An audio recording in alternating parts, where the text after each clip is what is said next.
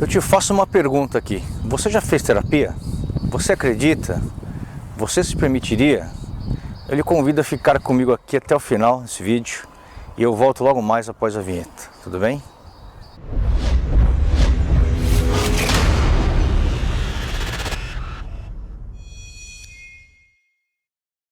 Olá pessoal, eu me chamo Luiz Lamin, sou hipnoterapeuta, sou psicanalista também e também faço análise corporal.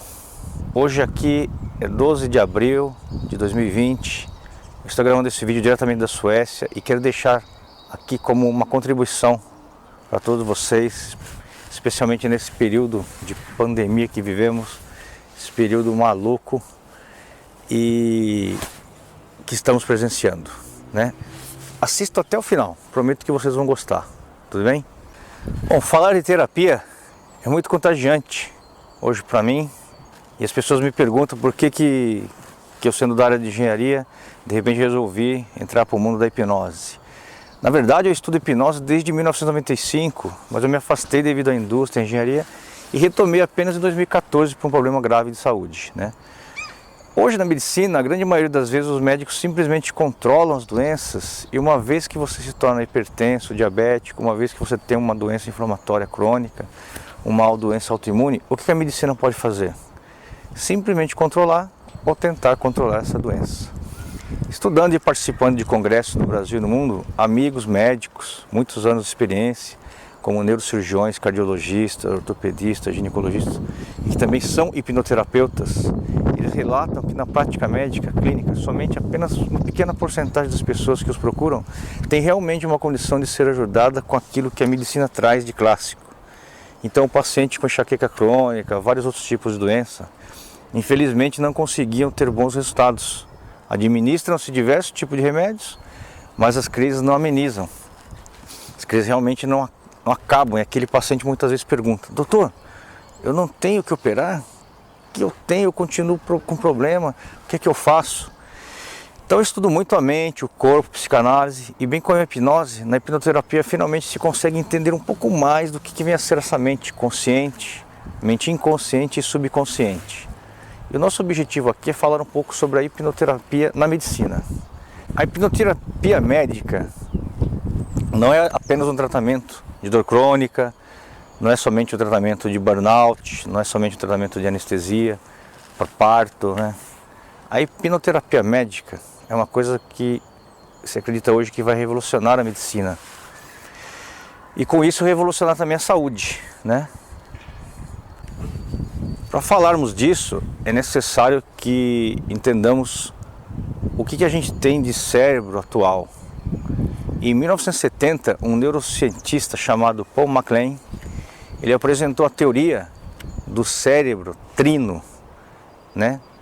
Sendo a primeira parte, o que a gente chama de cérebro reptiliano, ou cérebro instintivo, é o cérebro que faz com que a gente haja no momento de luta ou fuga, e também responsável por todos os mecanismos de sobrevida, né?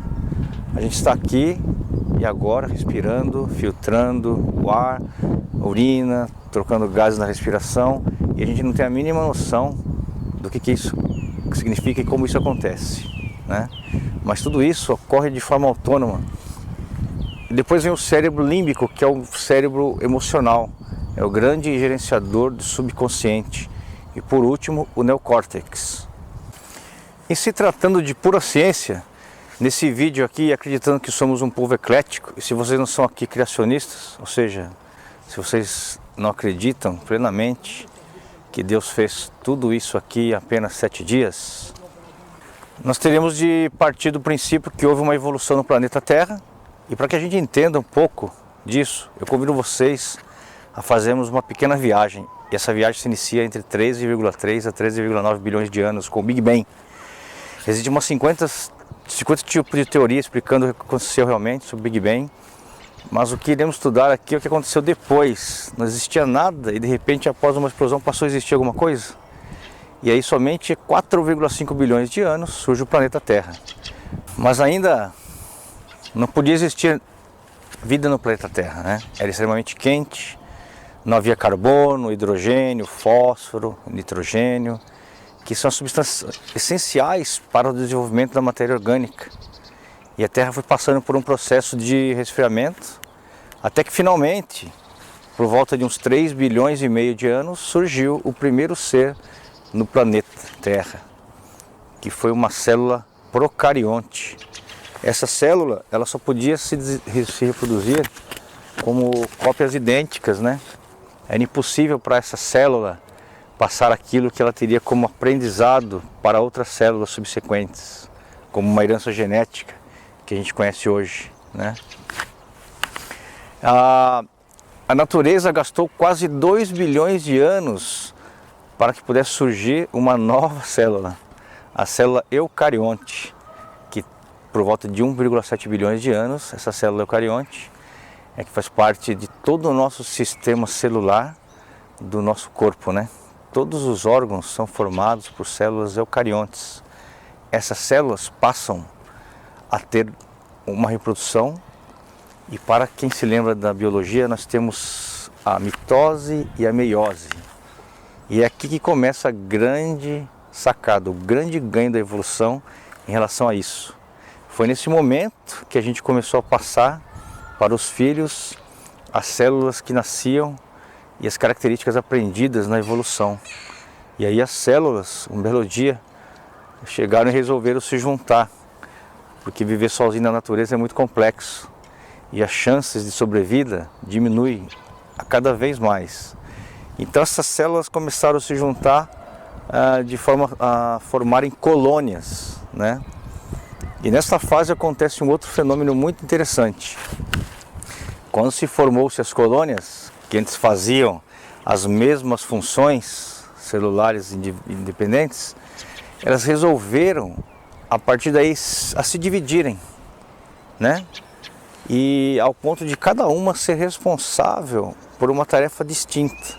Então uma parte das células ficou responsável pela digestão, outra parte fazendo a respiração, outra parte pelo movimento e assim sucessivamente. Até que finalmente, por volta de uns 600 milhões de anos, surge o primeiro sistema nervoso, um pouco mais aprimorado e que a gente vem chamar de sistema nervoso difuso. Ele surge com as águas vivas, os famosos quinidários, que também são conhecidos como, anteriormente, né, o nome, como selenterados, onde temos as medusas, as anêmonas e similares.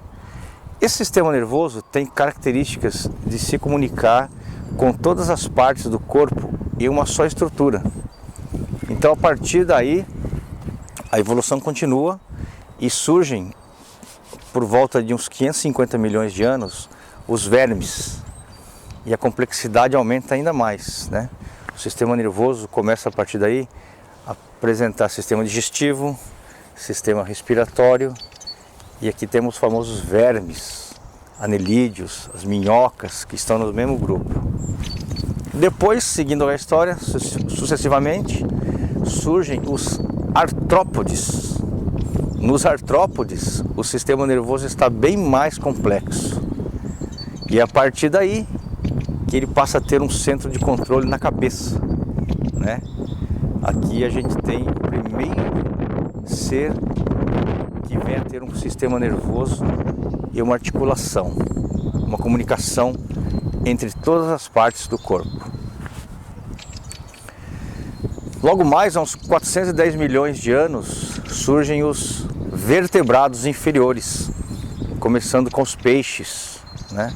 Onde o sistema nervoso passa a ser protegido por vértebras, passa a ser dorsal, a parte posterior, né, do corpo, e a partir daí aparece uma proteção do osso na cabeça, né? A cabeça do peixe, bem como um sistema de espinhas, um sistema de coluna que começa a se desenvolver. A evolução continua e logo chegamos à era dos anfíbios, por volta de 315 milhões de anos. Os sapos, por exemplo, dessa família de anfíbios, e aqui o cérebro continua a aumentar muito mais, isso sucessivamente, até que chegamos nos répteis, há uns 300 milhões de anos. E é esse tipo de animal que nos traz o primeiro cérebro que temos hoje, que é o que se chama cérebro reptiliano. É aqui que os mecanismos de luta ou fuga, de desenvolvimento e autoproteção, bem como o gerenciamento de todo o nosso corpo, está todo desenvolvido. Aqui o animal já saiu da água, ele está completamente capaz de sobreviver, de respirar, de filtrar todos os líquidos, de eliminar as toxinas e viver fora da água.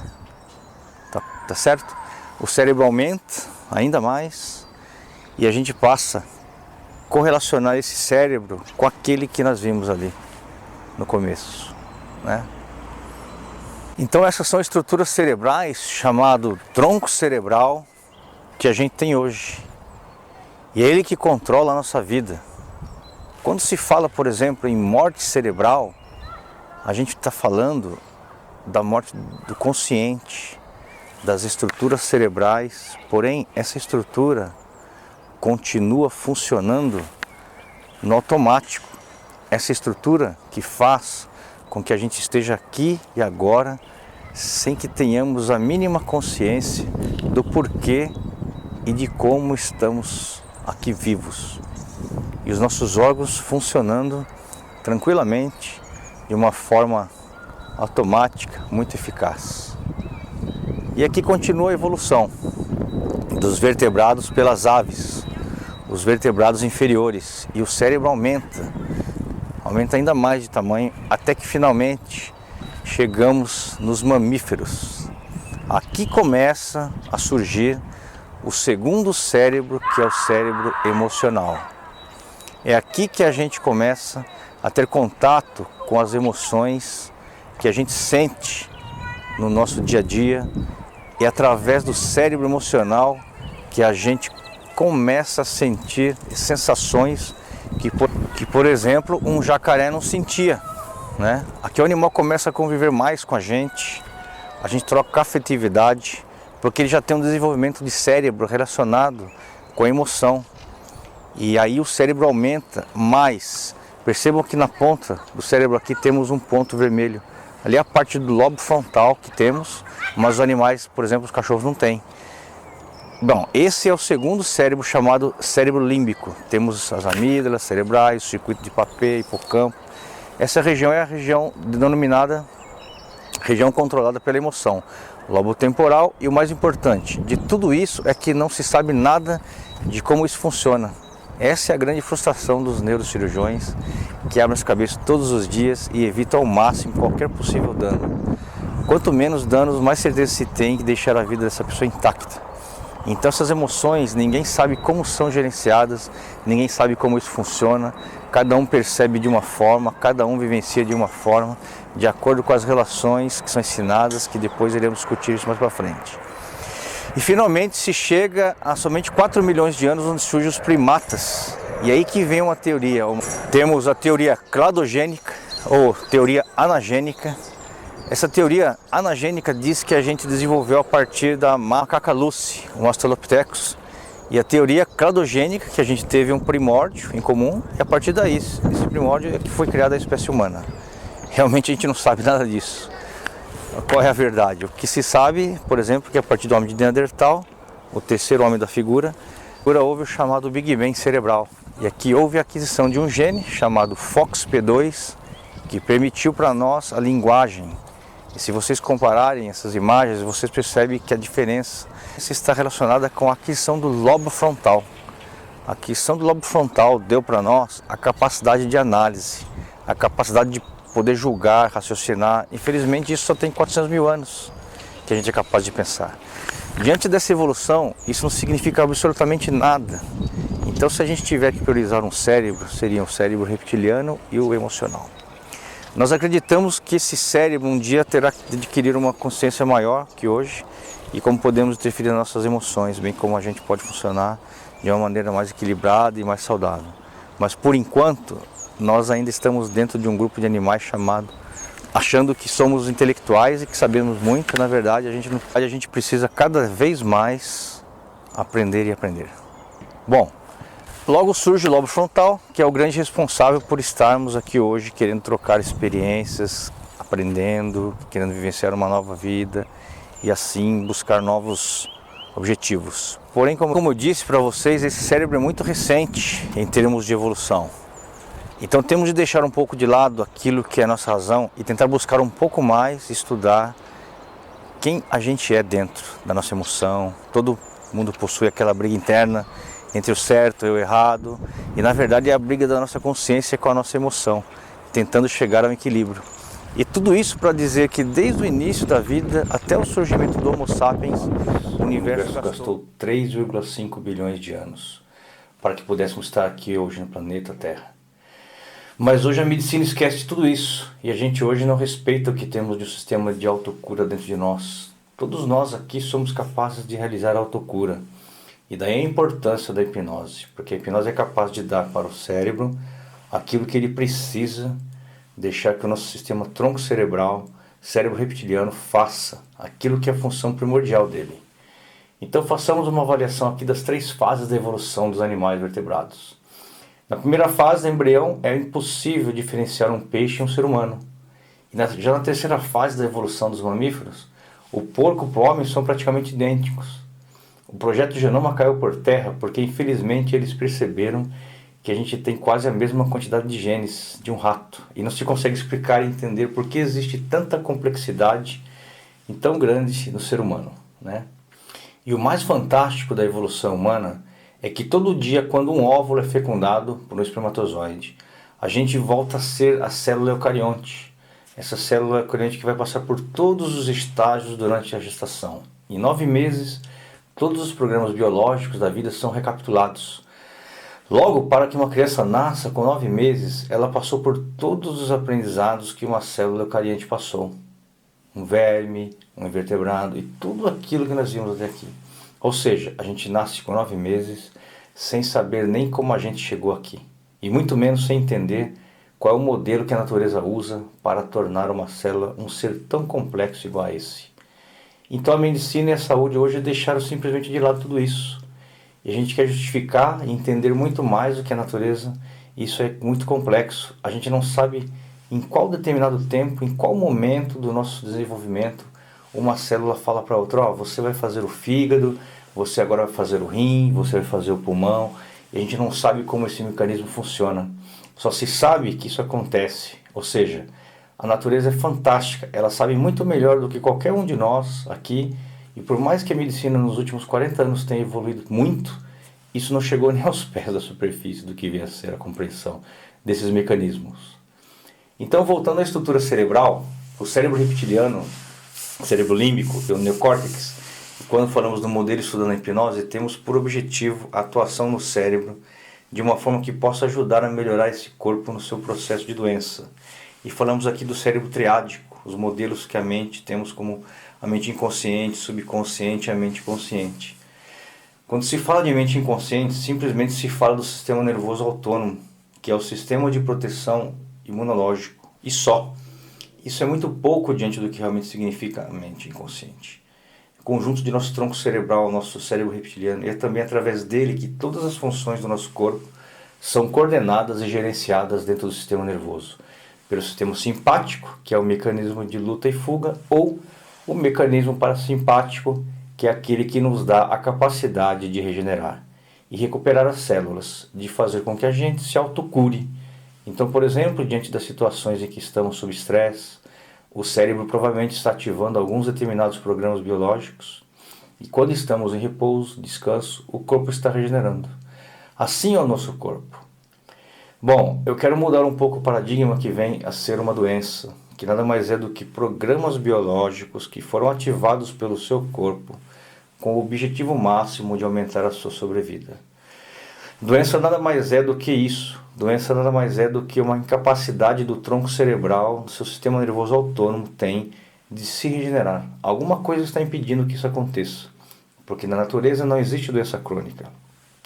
Na natureza, um animal com doença crônica significa presa fácil, vai morrer. Então, doença crônica é um atributo que vem dos seres humanos e dos animais que convivem conosco. Na natureza, o animal vive ou morre. No mundo animal, por exemplo, eu estive na África do Sul e vi ao vivo uma leoa caçar o javali. Se não consegue caçar, o javali não fica martirizando. Que malvado, esse javali não fica martirizando. Me comer, leão malvado, o que fez comigo? Eu estava curtindo a floresta e nem te olhei e você veio e me atacou, querendo me matar. Esse tipo de problema biológico não existe. Só existe no ser humano, que é uma emoção. A partir do momento que começamos a julgar as coisas por uma outra percepção. Na natureza o que existe é um simples, o leão me atacou, me machucou, sim ou não? Se não, simplesmente eu deixo o leão para lá e aí a gente volta a curtir, nada, como se nada tivesse acontecido. O leão nada mais é como O leão não é mais meu amigo ou inimigo porque ele simplesmente quis me comer, entendeu?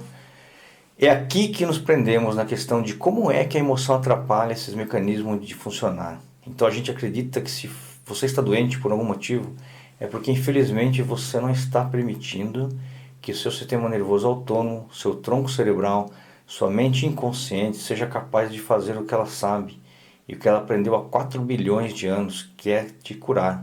Porque o javali também está lá numa fuga e o leão, se ele não tivesse machucado, simplesmente vai despertar os mecanismos do sistema parasimpático de autocura, iniciando assim uma cicatrização.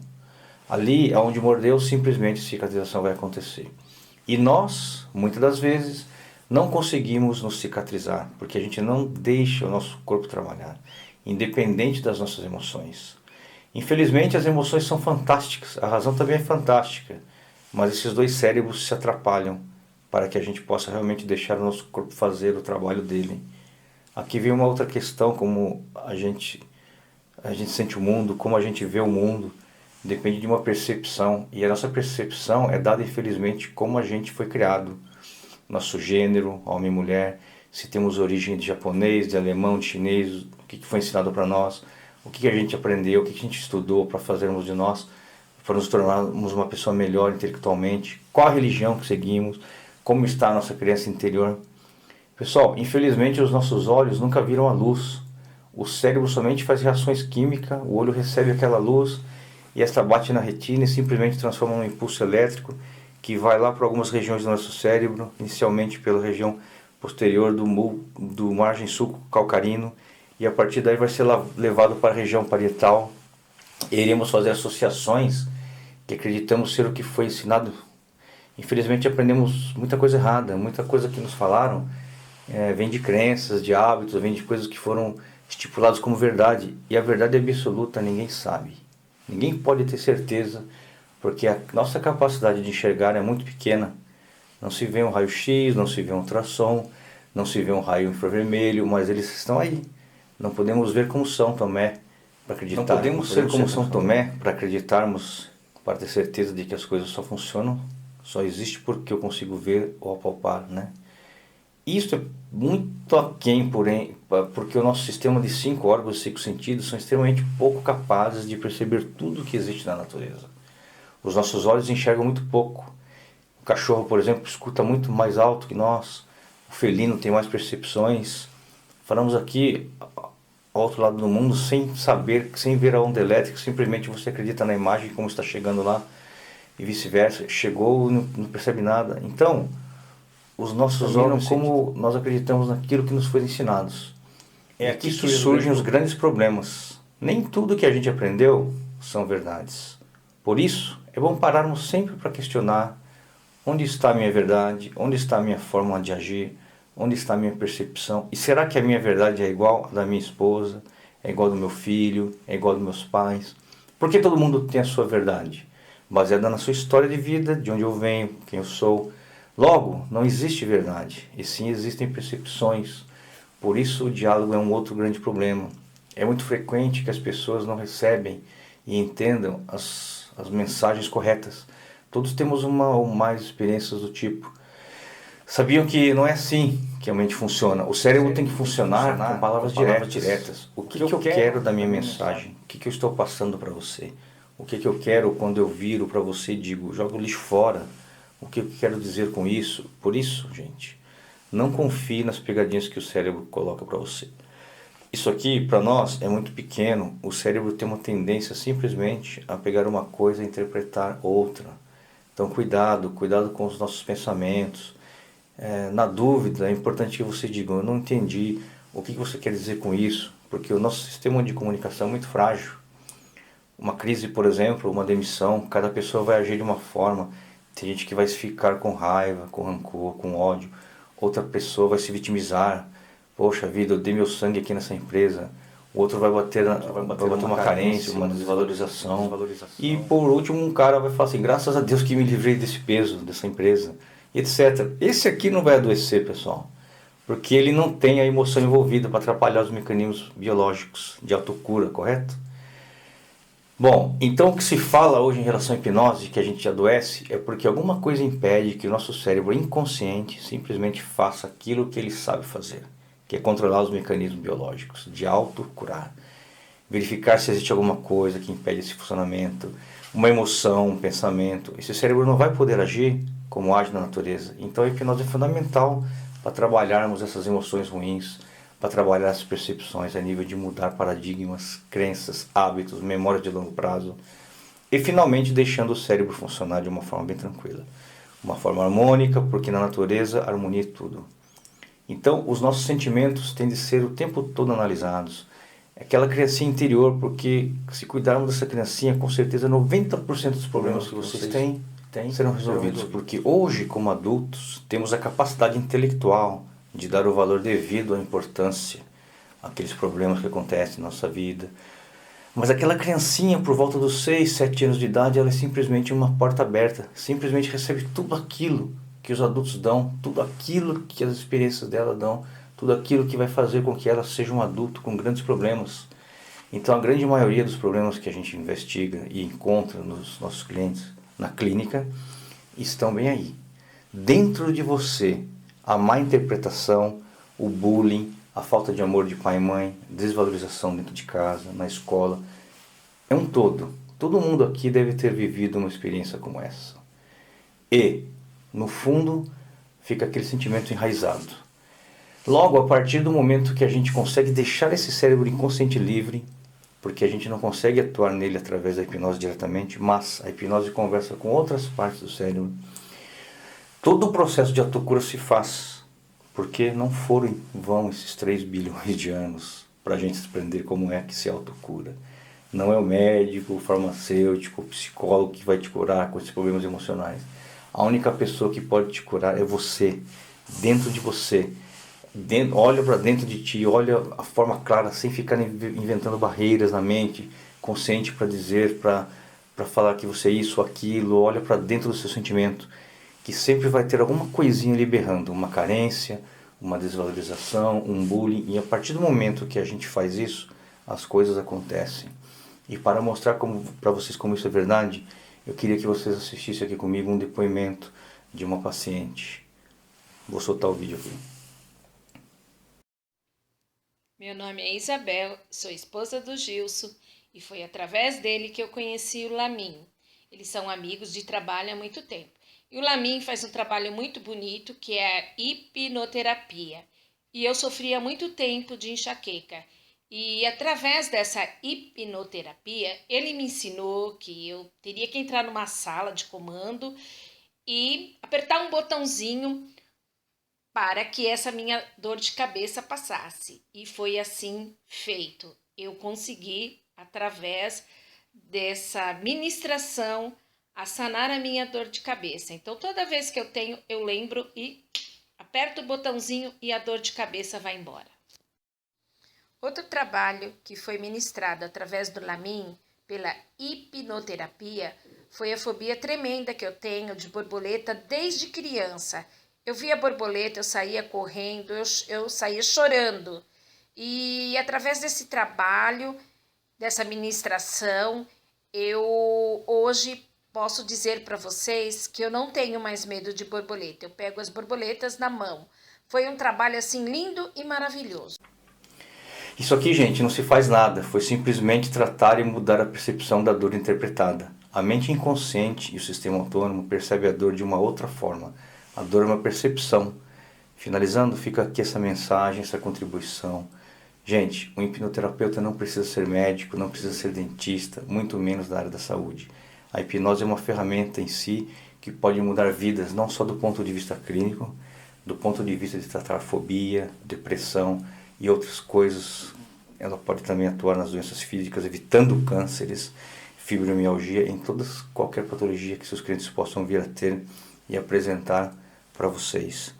Hoje, aqui se vê, acreditamos hoje que se você não nasceu com um determinado sintoma ou com uma determinada doença, isso pode ser modificado. E modificado por quem? Por mim? Não, por você mesmo. E para isso você precisa estar engajado, para isso ela tem que querer, precisa realmente acreditar que esse processo evolutivo não foi à toa e que a gente não está aqui à toa. E o que vai acontecer no futuro não sabemos, mas hoje acreditamos que não é somente através da pílula, do remédio, do tratamento passivo que se vai conseguir uma transformação na sua parte emocional ali, a vida. Eu acredito que o processo é ativo, é o processo de autotransformação, porque já se falava há muito tempo atrás, onde se tem uma mente sã, com certeza temos um corpo são.